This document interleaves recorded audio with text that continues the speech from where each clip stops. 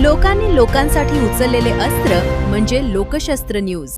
शिक्षण व्यवस्थेला काळीमा फासणाऱ्या आणि शासनाच्या तिजोरीवर तब्बल 160 कोटींचा डल्ला मारणाऱ्या बहुचर्चित शालार्थ घोटाळ्यात मोठी कारवाई करत नाशिक गुन्हे शाखेने फरार असलेल्या मुख्य आरोपी संजय भारस्कर गरुड वय वर्ष 67 याला सोलापूर जिल्ह्यातील नातेपुते येथील फार्म हाऊसहून अटक केली आहे। अनेक महिन्यांपासून पोलिसांना गुंगारा देणारा हा आरोपी अखेर गुन्हे शाखेच्या जाळ्यात अडकला आहे। या प्रकरणी नाशिक रोड पोलीस ठाण्यात गुन्हा दाखल असून भारतीय न्याय संहिता तसेच माहिती तंत्रज्ञान अधिनियमातील गंभीर कलमान्वये गुन्हा नोंद करण्यात आला आहे। तपासात धक्कादायक बाब समोर आली आहे।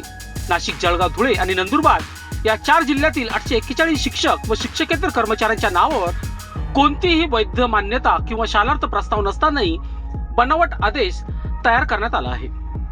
मागील तारखांचे नियुक्ती आदेश तयार करून शालार्थ प्रणालीमध्ये खोटी माहिती भरली गेली आणि त्यांच्या आधारे वेतन व थकबाकीची कोट्यवधी रुपयांची रक्कम काढण्यात आली। या संपूर्ण रॅकेटमुळे शासनाची तब्बल 160 कोटींची आर्थिक फसवणूक झाल्याचा आरोप आहे।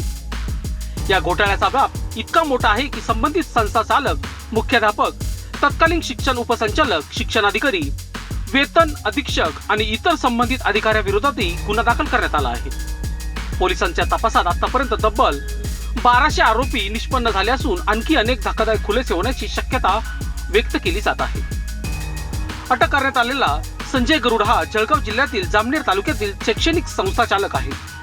त्याच्या 15 शैक्षणिक संस्थांमधील 177 शिक्षक व शिक्षकेतर कर्मचाऱ्यांना कोणतीही वैध मान्यता नसताना बनावट वैयक्तिक मान्यता देण्यात आल्याचे तपासात स्पष्ट झाले आहे। या माध्यमातून शासनाच्या निधीची मोठ्या प्रमाणावर अफरातफर झाल्याचा संशय आहे। गोपनीय माहिती आणि तांत्रिक विश्लेषणाच्या आधारे आरोपी नातेपुते येथील एका फार्म हाऊस मध्ये लपल्याचे समजताच सहाय्यक पोलीस आयुक्त संदीप बिटके यांच्या मार्गदर्शनाखाली गुन्हे शाखा निवेदनाच्या पथकाने सापळा रचला। आरोपीला ताब्यात घेऊन नाशिक रोड पोलीस ठाण्यात आणण्यात आले आणि त्याला औपचारिक अटक करण्यात आली।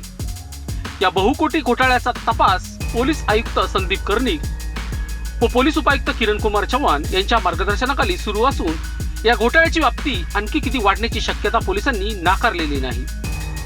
शासनाच्या पैशावर डल्ला मारणाऱ्या या रॅकेटमधील आणखी मोठी नावे समोर येणार का, याकडे आता संपूर्ण राज्याचे लक्ष लागले आहे। लोकशस्त्र न्यूज साठी बंटी आडाव, नाशिक।